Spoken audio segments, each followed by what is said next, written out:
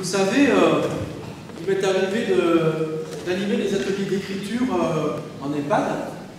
Et ce qui était très intéressant, et puis d'avoir travaillé aussi avec une galerie d'art contemporain en pleine petite Camargue il y a quelques années, et à côté d'une maison de retraite.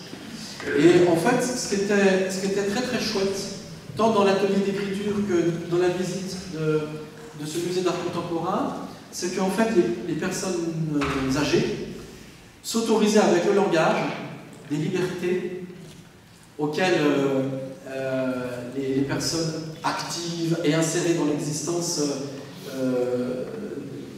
n'étaient pas capables d'atteindre.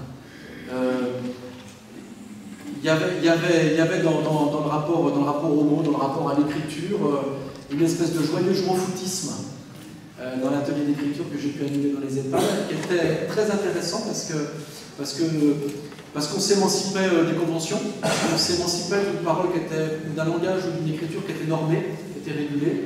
Et ce qui était étonnant, c'est qu'on avait retrouvé la même chose dans les visites de ce musée d'art contemporain, où très souvent, on va dire, les personnes normales tenaient des discours extrêmement convenus sur l'art contemporain, genre oh, j'aurais pu en faire autant.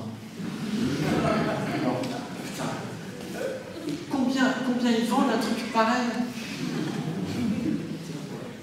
Alors, et ça, c'est avec notre argent.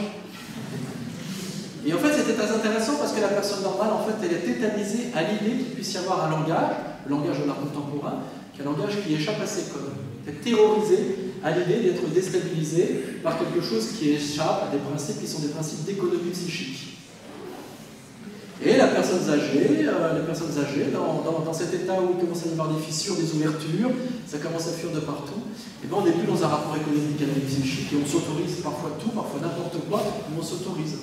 Donc j'entends bien ce que vous dites, mais je dis aussi, c'est intéressant aussi d'aller gratter ailleurs, parce qu'effectivement, il y a une parole qui est confisquée, vous avez raison, qui est très souvent confisquée par l'institution, c'est vrai, on parle à la place, on dit les choses pour, mais en même temps, des fois, quand on tend l'oreille, on découvre une parole qui est une parole très surréaliste, et qui a des choses à nous enseigner sur notre propre formalisme, notre propre étroitesse, notre propre peur. Et la panne aussi, elle enseigne des choses.